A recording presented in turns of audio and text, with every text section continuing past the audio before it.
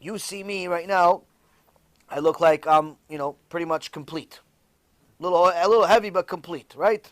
Okay. The truth is, the chair looks complete. You look complete. The room, the building, everything looks complete. Now, if you look at everything through a microscope, you're going to see that not only are we not complete, but in fact, we're 99.9% empty. Why? Because everything is made from atoms, and now these atoms are really, really small. You can't see them with the naked eye, but if you take a microscope, you see the atom, really, really fantastic, expensive microscope, you see the atom. Now, you're going to look into the atom itself. Now, the atom, how come, what is this atom? It's a couple little dots, a couple of dots, proton, electron, neutron, all these few different things, scientific terms, all these things. And in essence, they're spinning really fast. Spinning really fast in order to, and they connect to each other in order to make up what it is. Now, but if you look inside the actual atom itself, you're going to see that 99.9% of the atom is actually empty space. And the only reason it looks solid, this phone looks solid, this CD looks solid, I look solid, everything looks solid, is because the atom is spinning so fast that you cannot tell, you cannot see its emptiness. What is it like? It's like a fan. You ever see a fan when it's working full speed? It looks like a single blade. But once you stop it, you discover suddenly it had 5 blades. Now when it spun, it looked like a single blade. So what happened? Did it change to 5 blades? No, it was always 5 blades, but because of the speed, it looked like a single blade. Same thing with us. Because of the speed of the atom spinning, it looks like we're really solid, when in reality, all of creation is 99% completely empty, nothing. To such an extent that scientists have theorized that if you actually take the real mass that actually exists in the entire universe, you could put it all into a box of matches. That's what actually exists. Most of it is completely empty space. Now, even now, when they discovered this, they discovered the atom, it was a breakthrough, it was extraordinary, wow, empty space, great. Now they figured they found one of the secrets of creation. But then you fast forward to recent times, and better microscopes and technology came out and discovered, guess what? Those few dots, that electron, that neutron, that proton, all that stuff that you thought was spinning, if you look inside them, meaning you need even a better microscope, you look inside those pieces, you will see that those pieces themselves have little spinning things and that whole thing repeated again, and they themselves are 99% empty space. Meaning we even have less than what we thought, much less. Why does it all still look there? Because HaKadosh Baruch Hu calls this world Alma de Shikra, the world of lies. Everything is an illusion. Everything is an illusion. You think that you're in love, the next thing you know, you hate her. You think that you're rich, the next thing you know, you're broke. You think that you're smart, the next thing you know, everything you believe is a lie. Everything is false. Everything is upside down. The people that are the most wicked sometimes are leading the show. The people that are the most righteous look like they're homeless. Everything is upside down in this world. For a moment of pleasure, a person is willing to give everything up for it. But when he realizes that it was a mistake, it's already too late. It's already too late. Alma de Shikra, it's a world of lies. This, Rabotai, is one of the most important lessons, to understand that everything in this life is an illusion. Meaning that don't fall for it. Don't fall for these desires where in your mind it seems like it's worth it to be with that person without marriage, to take that stuff that doesn't belong to you, to say that stuff that shouldn't be said. To all of that stuff looks like it's delicious, looks like it's pleasurable, but Hashem says it's all an illusion.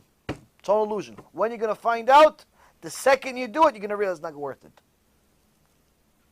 Every single time a man or a woman acts immoral, the second they start, okay, they're in their crazy place.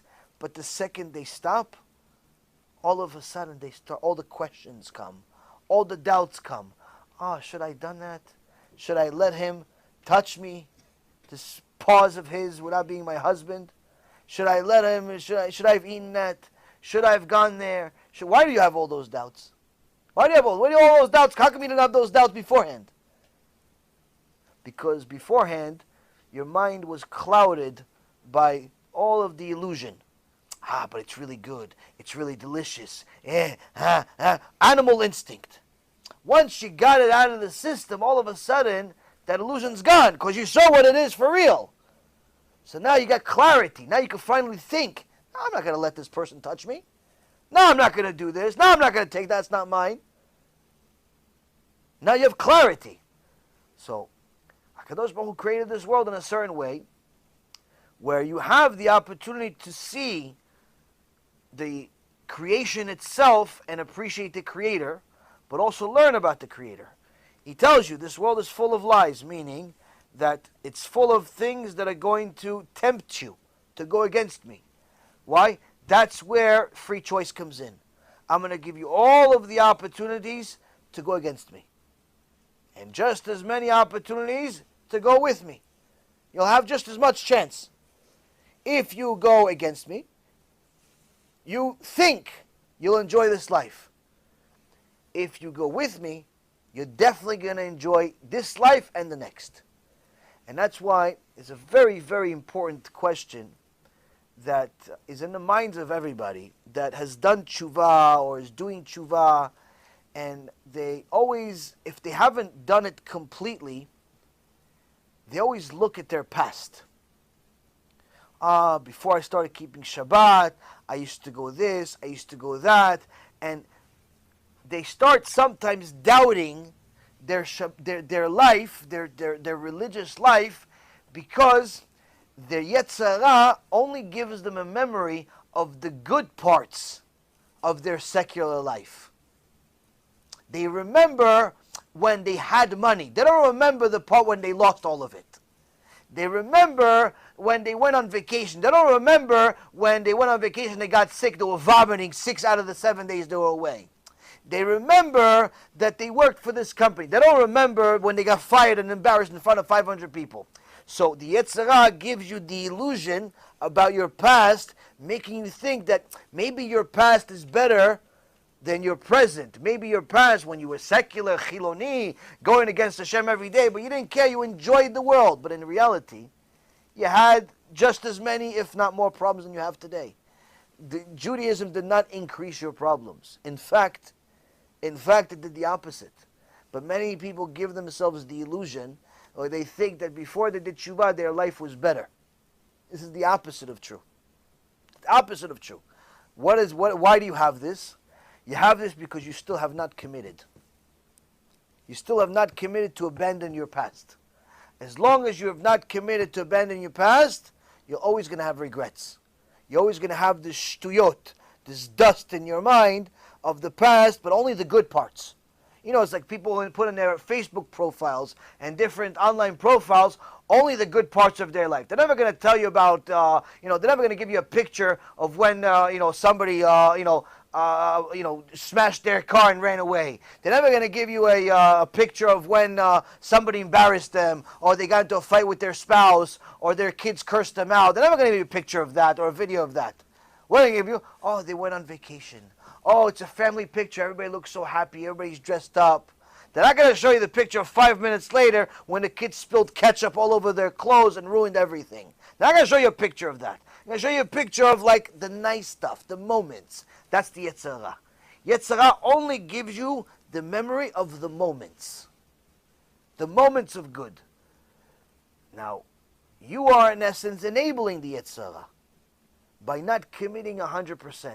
By not getting to a point where you realize, listen, in the past, all of it was bad. Even the good was bad, because even the good was against Hashem. There's no good without a Kadosh Baruch Hu. The good you had was against Hashem. How could it be good? You say, oh yeah, no, but I was eating. I was eating. Okay, what about if you find out that you were eating your kid like they did in the Holocaust? It's still good. Delicious. Got satiated. It's good. No, right?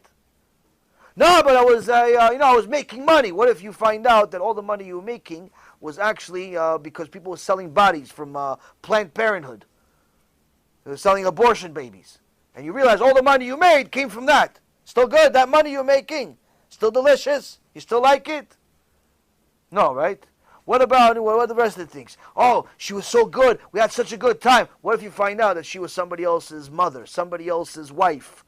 and she was ruining her marriage with you. Still good. Still like it. You still happy about the relationship.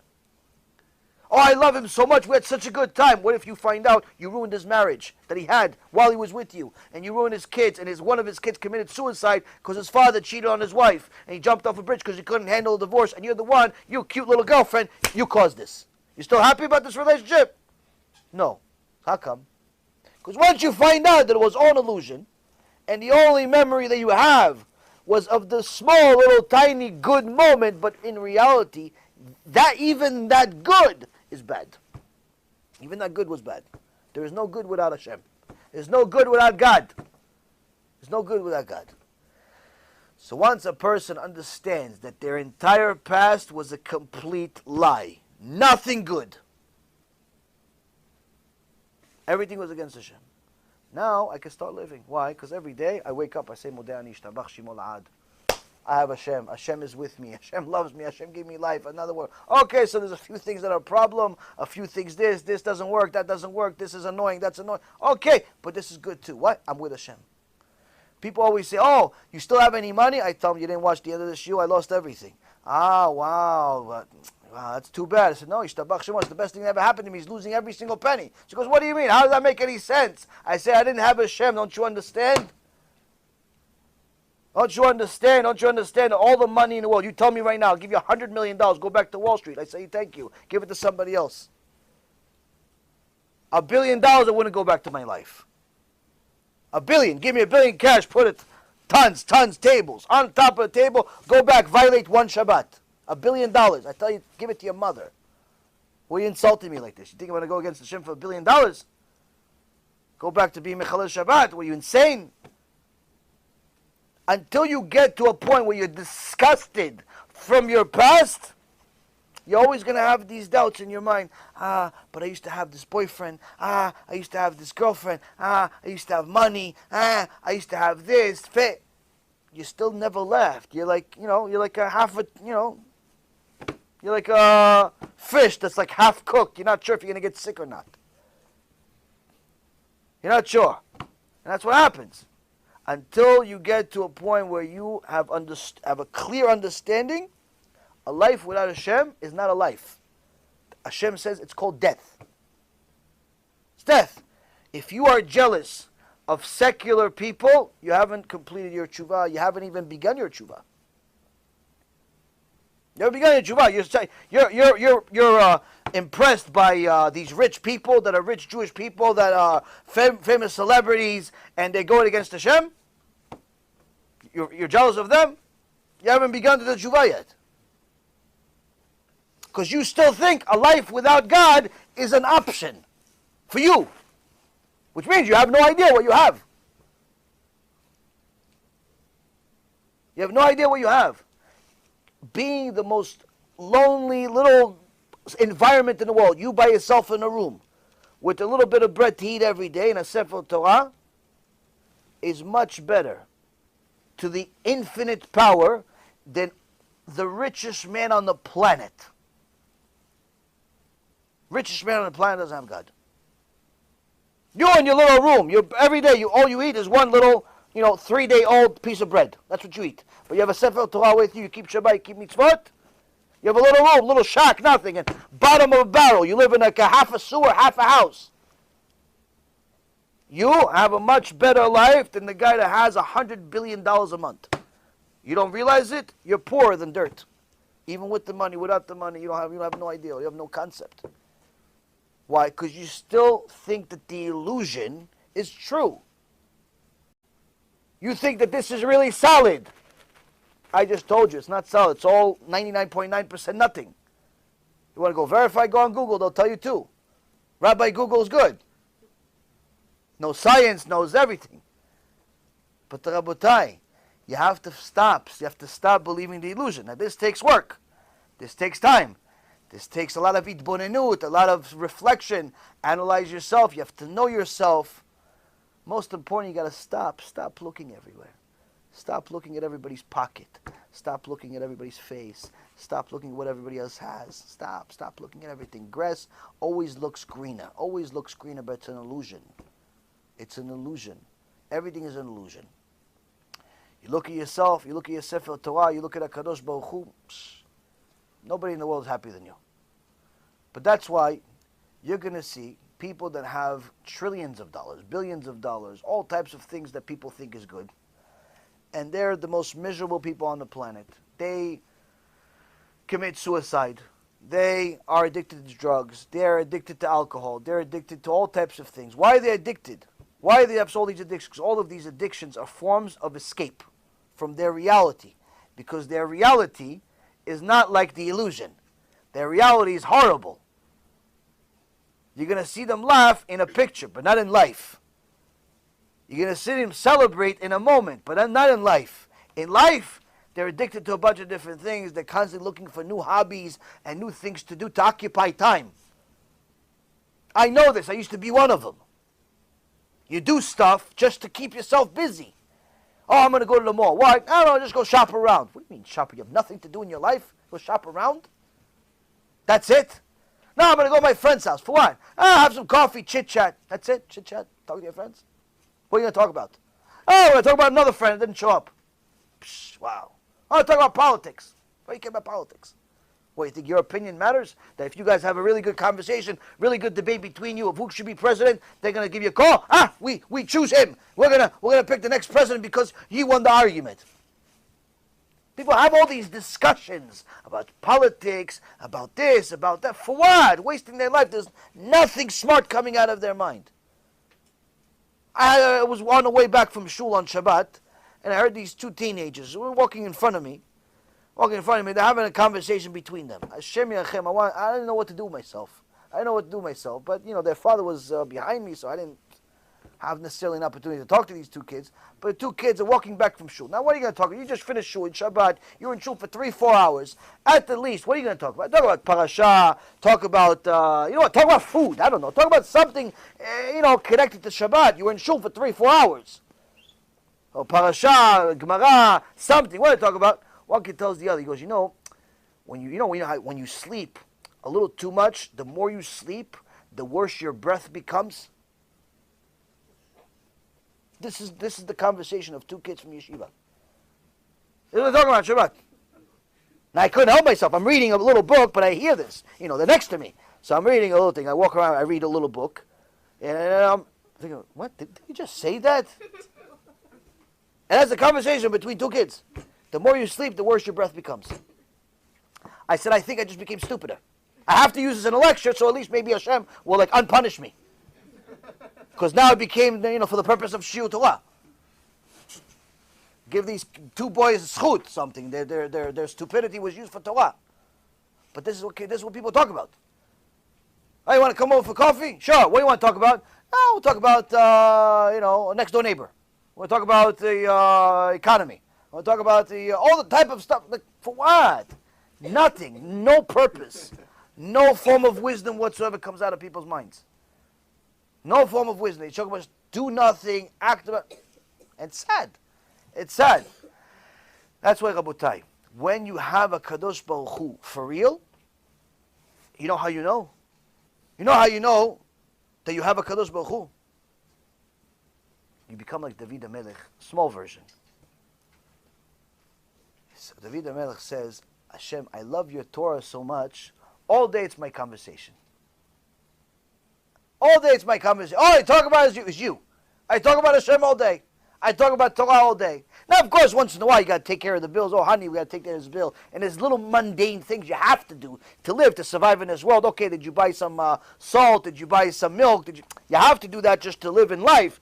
But the majority of your life is not this. What do you do with the rest of the time? What do you do with the rest of the time? You talk about baseball. Talk about the stock market. Talk about the money you don't have. Talk about the what do you talk about? Shtuyot. Okay, so you don't have Hashem mamash. How do you have Hashem? You have Hashem when all you talk about is Him. That's when you know you have a Kadosh Baruch Hu. All you want to talk about is a Kadosh Baruch Hu. All you want to learn about is a Kadosh Baruch Hu. You don't care about all the Shtuyot in the world.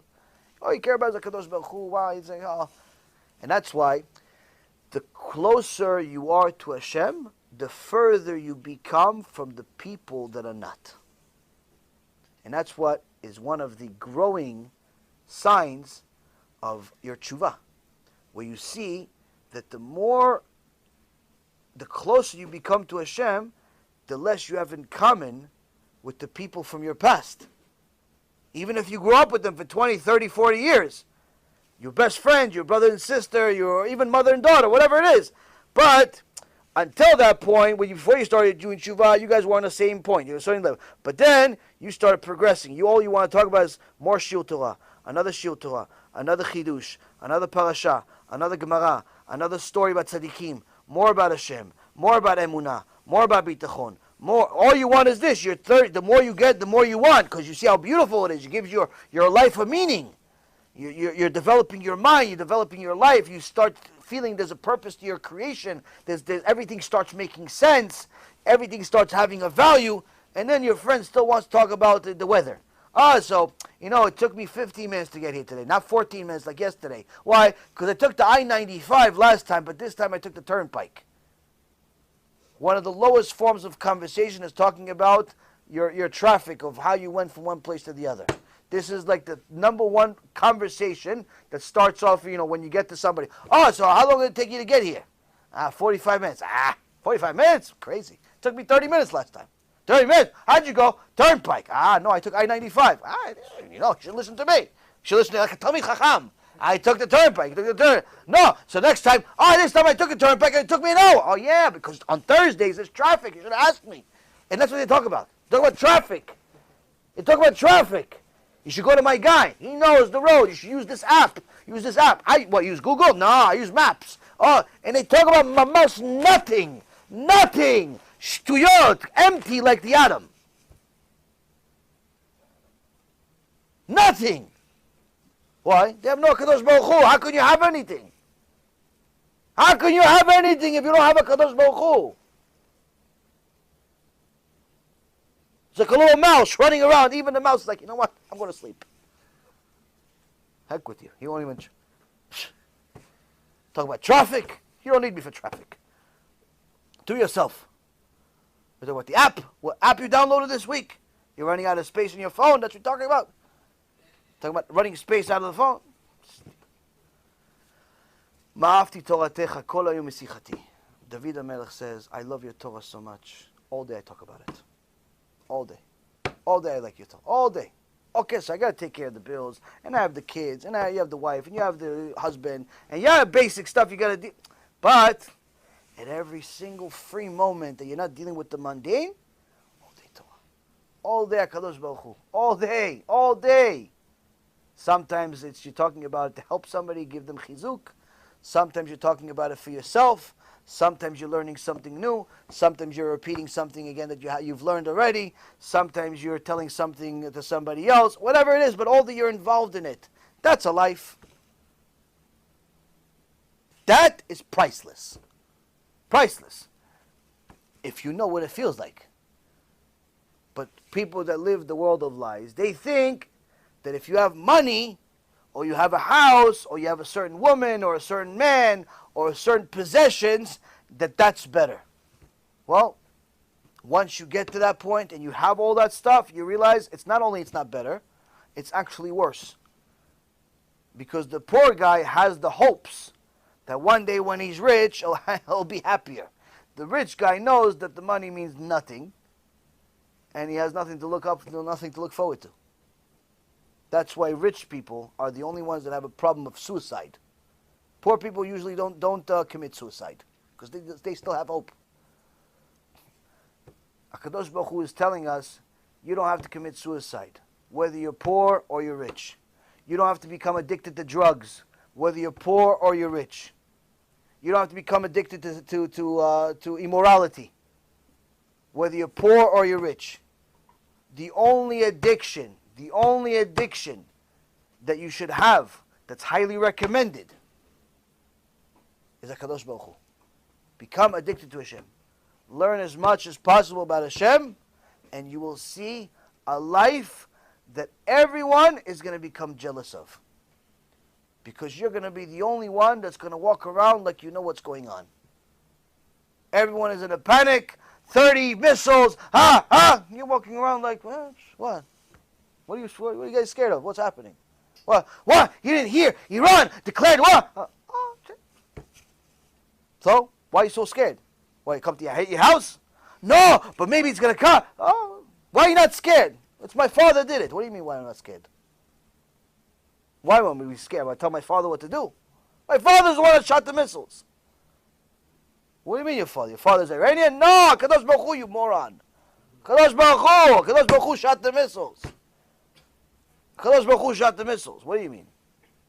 Why am I going to go tell Kadosh Baruch Hu what to do? When you with a Kadosh Baruch Hu all the time, none of this stuff, none of this anxiety exists. Doesn't exist anxiety. You may get annoyed here and there, but anxiety doesn't exist. You're annoyed because you're not 100%. You're less. You have issues. But the point is, Rabotai, I'm telling you. The only thing in the world you need is a Kadosh Baruch Hu. What? The more Kadosh Baruch Hu you have, the richer you are. Everything else becomes meaningless. Whether you have money, you don't have money, it doesn't make a difference. You have money, you start looking at it like it's a hammer. Okay, so we have money now. Let's more mitzvot. More Kadosh Baruch Hu with this money. Let's buy more Kadosh Baruch Hu with this money. Let's bring more Kadosh Baruch Hu into with this money. You have a car. Okay, how can we use this car to get closer to Kadosh Baruch Hu? Can we drive to heaven? No, we can't because we'll drive to the shul to get other people to come to heaven. Okay, we'll use this car for Kadosh Baruch Hu. Oh, this house. Okay, how can we use this house for Kadosh Baruch Hu? Oh, put Torah pictures all over and get the kids to start repeating, start singing in the house. Adon Olam. You know, that's what you do in the house. What do you mean? That's what you do in the house. For the house for Kadosh Baruch Hu. You start looking at things of how can I connect to Kadosh Baruch Hu. That's what you do. Why? Because you realize it's the best thing in the world. But when you don't have a Kadosh Baruch Hu, you look for emptiness. You're looking for a car. You get the car. Okay. Now I have the car. What do? Oh, drive the car. Yeah, but I was really a lot more excited about this car before I bought it. Now I want to return it. Why? I don't know. I want a new car. Because I already have this car for a month. That's what happens with rich people. You buy a car, you get the car, you're excited before you get the car, you finally get the car, you waited a year for this car because it's like one of those fancy schmancy cars. You're on a waiting list for a year, you tell all your friends you're on a waiting list. Oh, you're not on a waiting list? Oh, you should be on a waiting list. Wait. Finally you get the car, 10 minutes after you get the car, you're bored already. Why? It still drives. Nothing changed. Okay, house. Took you 3 years to build a house. And the kitchen, you got the marble from Italy, and the floor from Jamaica, and the ceilings from Honolulu, and all these different parts. Finally you built the house, and next thing you know, okay, you still sleep in a bed, you're still going on the bathroom and the toilet, and you're still using a little stool to eat. That's it. Same thing. House, you finished. Yeah, what about all that fancy stuff you have? You have a fountain that comes out, and the lights, and the beams, and the movie theater. You go, yeah, I don't use that stuff. Why don't you use that stuff? Who has time? Who has time to use the fountain in the bowling alley? And who has time for that stuff? I go to sleep in the bed. I go to the bathroom and the toilet. And you eat on a little stool with a little plate, plastic plate, because you don't feel like washing the dishes. The whole house, $1 million house, $5 million house, $10 million house becomes meaningless a week after you're in it. I know I had it. I had a $4 million apartment on the 35th floor, 400 square foot balcony. My apartment was bigger than most people's houses. It meant nothing. So little it meant to me. Even at that time, I never really cared for that stuff. I didn't even care to buy window shades. Who has time to buy window shades? People came to the house and said, oh, you just moved here? I'm like, no, I live here 5 years already. Because where's the furniture? I goes, well, it's time to buy furniture. Nice house, though. Yeah, nice house. Meaningless. It's all meaningless. People chase their whole life. They chase money, they chase girls, they chase guys, they chase cars, they chase the emptiness of the atom. They chase nothing. That's the worst part of life without a Kadosh Baruch Hu. Your whole life you're chasing nothing. Nothing. You chase money, you have it, so what?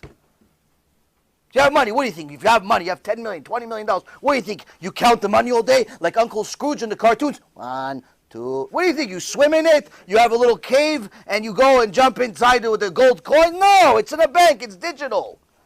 You have an account on a computer. Look on your phone. Okay, whether you have $3,000 like me or you got $400 million, you still have the same account on the phone. It still means nothing. It's still digital. You don't even have the cash anymore. Who walks around with $1 million?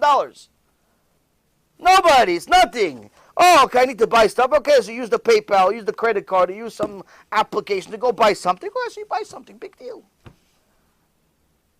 But what did you give up for that money? You gave up your wife, you gave up your kids, you gave up your life, you gave up everything. You're 80 years old. By the time you want to spend the money, you die. Meaningless. That's the worst part of the Alma Dashika. That's the worst part of the world of lies. Your whole life, you're chasing nothing. And you only realize it's nothing when it's too late. On the other hand, you could be like Joshua here. He already started doing tshuva 4 years ago. 4 years ago when I met him. Baruch Hashem. He has Torah already right now. He already knows what the emet is right now. He already knows what he wants right now. That's what we got to be. We got to be like Joshua. We got to keep learning Torah all day, all night. Why? Because the more you learn, the more Kadosh Baruch Hu you have. The more Kadosh Baruch Hu you have, that's the point. That's life. That's everything. Money, no money, okay. It's another atom. It's another atom. That's it. That's all it is. That, I think, is the most important question and important answer. If you have to understand, without a Kadosh Baruch Hu says you're simply walking dead. There's no life. Why? Whatever you're chasing, you're going to find out that once you get it, it was a trap. It was nothing. You chased it, you got it, you're bored. You need something else. Rabbi Yochanan says there's a evar katan in the body. There's a small member in the male body. Masbi'o raev v'marivo savea. Someone that feeds it is always hungry. Someone that starves it is full. He says, what is that? It's the male sex member. It's the male member. Why? He says, the more you satiate it, the more you use your male member, you're always going to need more girls, more you, more this, more. It's never going to be enough until you kill yourself. But if you starve it, you only do it at a time with your wife, and she's kosher, she went to the mikveh, and so on, guess what? You're always going to be happy, you're always going to be content. You're never going to complain about that part of your life. Every time you're together, it's going to be like Gan Eden, like your chuppah, Yishtabach Shimo, you're the happiest person in the world. Yeah, but how come this superstar in Hollywood, he's replacing wives every other day? What happened? Because he's constantly satiating. He's constantly. He never has enough. And that's what the Gemara says. And that's what Rabbi Nachman Breslov says. Person that's promiscuous, person that's immoral, what happens? At first he starts with himself. Then he's promiscuous with the opposite sex. Then it's not enough. It's not enough taboo. He starts going with the same sex. Then it's not enough. He starts going to these protests over here, these gay pride parades. And after he realizes that's not enough, he starts going with animals. There are over 3 million people. 1% of the U.S. population admit that they're with animals. They're intimate with animals, like Bilam HaRasha, like Nebuchadnezzar. In the Torah and the Tanakh, it's nothing new. Homosexuality is nothing new. Bestiality is nothing new. It's in the Tanakh. All these Reshaim, Nebuchadnezzar was a homosexual constantly, and on top of it with animals. Belshazzar, his wife was a dog. Bilam, his wife was a donkey. Why would a king, so powerful, multi-billionaire, go with a donkey? Why would he go with a dog? Why? Because, Rabotai, Torah says, you don't have emet, you're going to constantly look for more of nothing. More of nothing. When in reality, all you need is a Kadosh Baruch Hu. You have a Kadosh Baruch Hu, you listen to his rules, you're going to know how to treat every part of your body, every part of your mind, every part of your life. And you're always going to be happy. Always. Stress is only something that people that do not have the God of Israel have. You have stress, that means you have a little bit less Hashem. Doesn't mean you don't have anything at all, but the more stress you have, the less God you have. The more God you have, the less stress you have. Doesn't mean you don't have any problems. No, you have problems. But you know God's the one that gave it to you.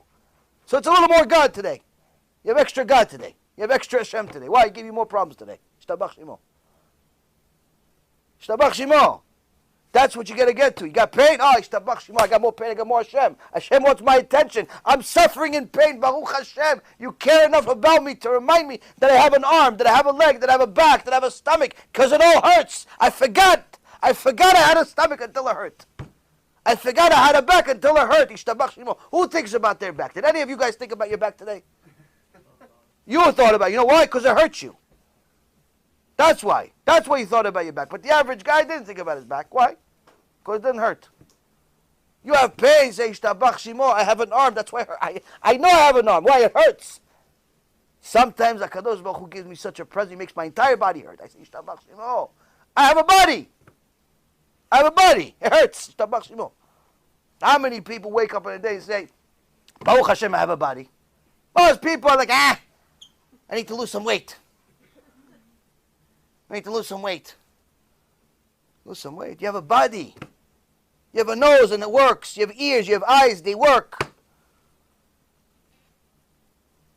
More Kadosh Baruch Hu. More Kadosh Baruch Hu. All of this, Rabotai, starts with recognizing that HaKadosh Baruch Hu is everything. As soon as you realize He's everything, you start fearing. You fear HaKadosh Baruch Hu. Why? Because He's in charge of everything. But the more you have, the more Yirat Shamayim you have, you start getting to know Hashem more. You start Hashem is involved in every part of your life. You start falling in love with HaKadosh Baruch Hu. You can't skip steps. You can't skip steps. It starts with the basics and then you little by little go up and up. Bezrat Hashem, one day we'll go up. Bezrat Hashem, one day we're going to graduate. We're going to do something good in our life. But the reality is you have to start little by little. Little by little. You start with fear of HaKadosh Baruch Hu.